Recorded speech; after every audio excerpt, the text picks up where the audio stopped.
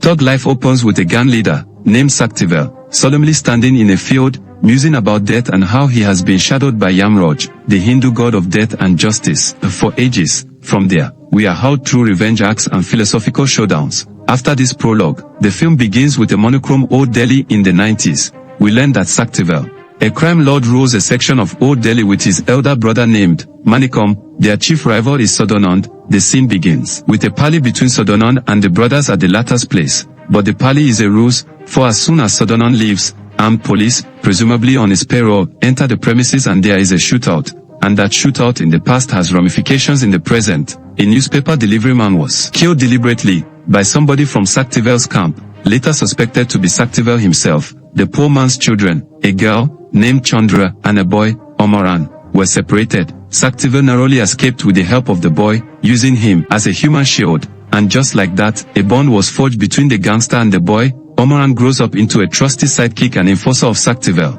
Decades later, there is a concert scene in a college somewhere in New Delhi. Backstage, a girl approaches the singer who is her boyfriend, and apprehensively tells him that she is pregnant. The boy responds something like it's none of his business. Disappointed and heartbroken, the girl goes back home and commits suicide. We learn that her father is Manikam, the elder brother of Saktivel. He looks at his dead daughter lying in a pool of blood with horror and grief. Later, he partially blames his younger brother, Saktivel, for his daughter's death, as he had insisted that the girl be educated in a big city. The boyfriend is the nephew of Subordinate. He quickly sent the boy somewhere for his safety, but Saktivel's men, including Omaran, intercept his path. They abduct him and hold him hostage. Subordinate arrives to plead for his life, but then he sees that Saktivel is also there, and his hopes sink, and Saktivel, true to his reputation for ruthlessness, shoots the boy in the head. We then meet the boy's elder brother, Deepak. He does the funeral rites for his late brother, whom he clearly loved deeply. He wants vengeance, but Subordinate instead wants peace. He tells Manikam and Saktivel that he will be entering politics, and since he has no use for it, they can have his territory. That is, if they agree to keep the peace for some time. Though, Saktivel will have to go to prison, so he hands over the affairs of the gang to Omaran, instead of his elder brother, Manikam. And this never sits well with Manikam. But of course, the peace will not last. Gunmen sent by angry Deepak attack the vehicle of Saktivel after he is freed from prison. The driver is shot and incapacitated, unable to drive. Then, even Saktivel is shot, but he takes the reins and drives. There is a brutal chase, but somehow Saktivel and his men defeat the attackers and survive with various degree of injuries sustained from bullets. Saktivel is questioned by a police officer as to why he was attacked. He gives a vague answer, like how the entire world is against him, so it could be anyone. Later, Saktivel wonders aloud why Omaran was not present with him in the car and suspects him to be behind the attack. Omaran is deeply troubled by him, but Saktivel then regrets his doubt regarding Omaran and later apologizes. Then, Manikam, still angry with his brother for handing over to Omaran,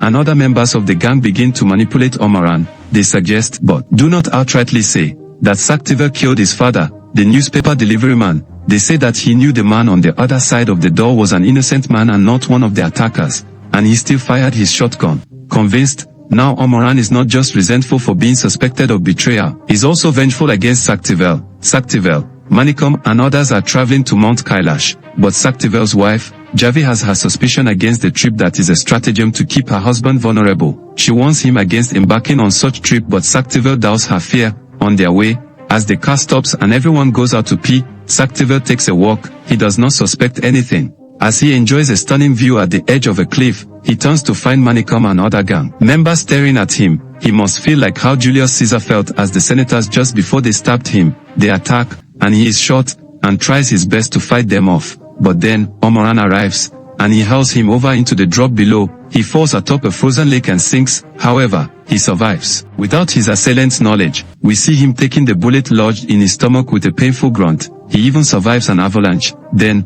once he is safe, he trudges through the desolate landscape, somewhere in Nepal, in search of succor. He survives the night by taking shelter in a cave and starting a fire. He drops unconscious before a Buddhist monastery. He is nursed to health by the monks, and when he is better, trained in the martial arts. This is all unbeknownst to Manikam, Omaran, and the rest of the gang, and he makes his triumphant return to Delhi after 2 years. Omaran becomes the boss after Saktivel's presumed death. He is wholeheartedly embraced by the gang. Remember the cop who questioned Saktivel after the attack on him in the streets? He is the husband of Chandra. She is the long-lost sister of Omaran. who got separated in the chaos of the shootout in the opening sequence. Meanwhile, Saktivel, long-haired and bearded, is back now, and his arrival has sent waves of fear through the gang. He begins to pick off minor gang members before making his way to Manikam and Omoran. He corners one of the men as he tries to flee in a helicopter. He throws the man into the rotors of the chopper, and the man dissolves into so much awful. Now, even Manikam is fearful. Saktivel, after all, will likely not be feeling very brotherly after his own brother was involved in a plot to kill him.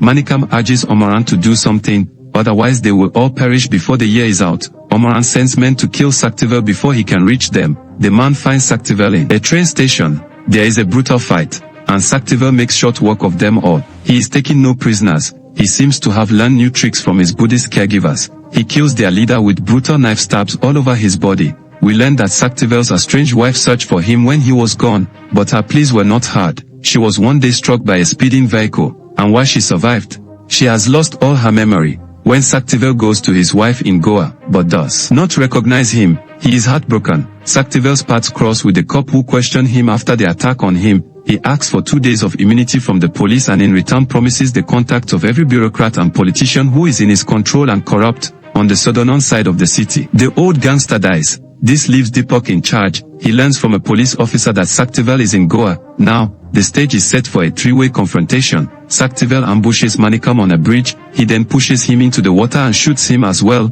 We find the last surviving member of the gang, Omoran, on a yacht. He is interrogating a man about Saktivel and shoots him dead. When on the shore, the same police officer who made a deal with Saktivel approaches him. The cop assures him safety if he becomes a government witness. Saktivel calls his mistress Indrani while she is with Omoran. Saktivel is a block away from Omoran's hiding place. Apparently, a bomb has been planted in the house by Deepak's men. Omoran goes to the beach in an ATV, and the house explodes, killing Indrani. Saktivel is also not unhurt by this. Omoran, who saw the blast, is shell-shocked. He finds Saktivel and presumably suspects him. The cop finds Saktivel under the debris and brings him to his home. The cop's ex-wife, Chandra, who is still living with him after the divorce, is a doctor and is treating his injuries. As they converse, Saktivel becomes aware that she is Omoran's sister, who got separated from him.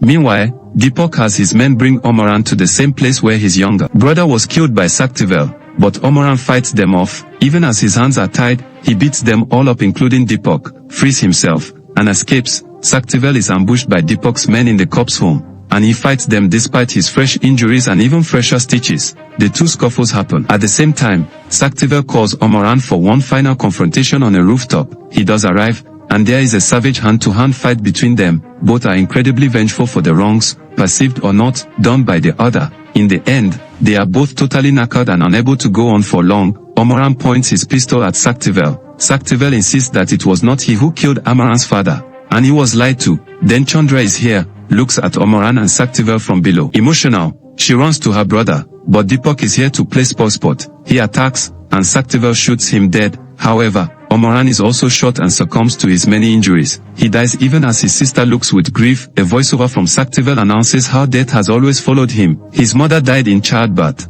and now every associate, family, and friend is dead, but he is alive. The final scene of the movie finds him in the same field as in the first scene. He lives with his estranged wife who still does not recognize him, but calls their grandson by the name Saktivel, and this alone gives Saktivel some relief to live with. And this is where the movie ends. Kindly subscribe to this channel. Click the like and share buttons and smash the notification bell to support this channel. Thanks for watching.